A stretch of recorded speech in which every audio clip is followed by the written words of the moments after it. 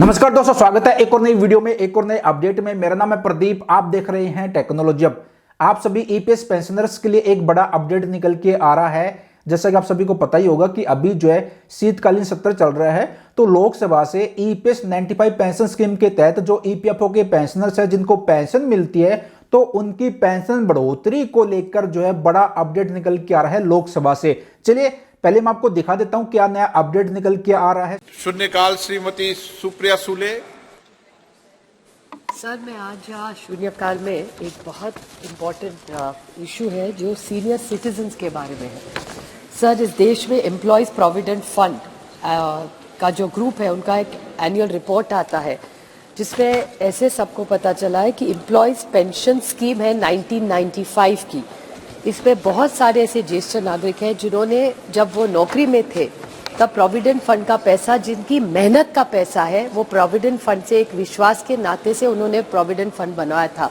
लेकिन आज ये ईपीएस 95 के जो बेनिफिशियरीज है उसमें 1.8 मिलियन पेंशनर्स ऐसे हैं जिनको 1,000 रुपये से कम हर महीने मिलता है, और सबसे ज़्यादा जो है वो 4 या 5,000 से ज़्यादा एक भी पेंशनर को पैसा नहीं मिलता।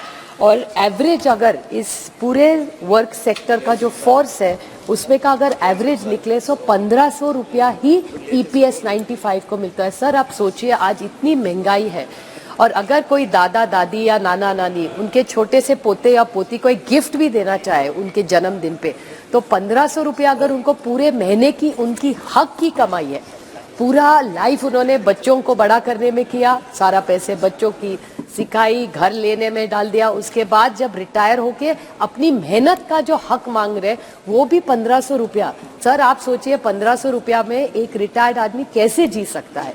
तो ये ईपी 95 की जो स्कीम है, बहुत बार वो आदरणीय प्रधानमंत्री जी, हेमा जी आज यहाँ नहीं है, लेकिन हेमा जी खुद इन सबको लेके माननीय प्रधानमंत्री जी को मिलने गई थी और प्रधानमंत्री जी ने उनको गारंटी दी थी कि वो कुछ करेंगे। लेकिन सर, आज तक कुछ नहीं हुआ। मैं सरकार से हाथ जोड़ के विनती करती हूँ कि ईपीएस 95 लोगों की छोटी सी मांगे, उनको हक का पैसा है जो सरकार के पास पड़ा हुआ है, उनकी 3 ही मांगे हैं कि ये पूरा कैलकुलेशन ढंग से करे। पॉइंट नंबर 1, जो स्पाउस होती है, बीवी होती है अगर, और या हस्बैंड भी होते हैं, अगर दोनों में से एक पहले चले जाए तो उनका हक का पैसा उनको ठीक से मिलना चाहिए।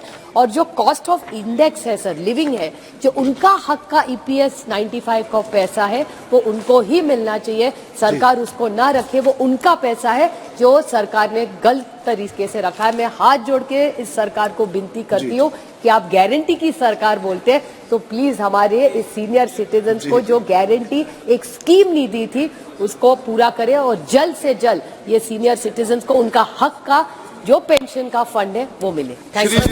यहाँ पर मैं आपको बता दूं कि पिछले कई साल से जो ईपीएफओ के पेंशनर्स हैं जिनको ईपीएफओ की तरफ से हर महीने पेंशन मिलती है ईपीएस 95 पेंशन स्कीम के तहत, तो उनकी लगातार मांग है सरकार से। कई सालों से जो है मुलाकात भी कर, धरना प्रदर्शन भी कर रहे हैं, प्रधानमंत्री जी से भी मुलाकात करी, रक्षा मंत्री जी से भी मुलाकात करी, और सांसदों के माध्यम से वो ज्ञापन भी दिया जाता है कि मिनिमम पेंशन ईपीएस 95 जो पेंशनर्स है उनकी 7,500 रुपए प्लस डीए उनको मिलना चाहिए, जिससे कि इस महंगाई के दौर में वो गुजारा कर सके।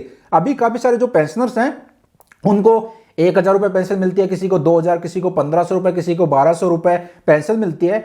तो यार ये एक जाहिर सी बात है कि आज के टाइम में अगर मैं आपको या फिर जो मंत्री है, जो नेता है, उनको 1,000 रुपए पेंशन दी जाए तो क्या 1,000 रुपए जो पेंशन मिलेगी हर महीने उससे गुजारा हो सकता है? भाई, उससे जो है बिल्कुल भी गुजारा नहीं हो सकता। खाना भी है और कपड़े भी लेने हैं, दवाइयाँ भी लेनी है जो बुजुर्ग है। बाकी यहाँ पर मैं आपको बता दूं कि प्रधानमंत्री जी की तरफ से और जो मंत्री है, रक्षा मंत्री जी, वित्त मंत्री जी, उनकी तरफ से लगातार पेंशनर्स को जो है आश्वासन दिया गया है कि हम आपकी मांगों पर विचार कर रहे हैं और जल्द ही जो है समाधान किया जाएगा। बट पिछले 2-3 साल से मैं जो ये आश्वासन मैं सुन रहा हूँ, बट पेंशन बढ़ोतरी को लेकर अभी तक कोई भी जो है इन्होंने डिसीजन नहीं लिया। हो सकता है कि आने वाले कुछ समय में जो है आपको जो है बड़ा अपडेट देखने को मिल जाए, और लगातार लोकसभा, राज्यसभा में भी जो मांग उठती आई है पेंशन बढ़ोतरी को लेकर।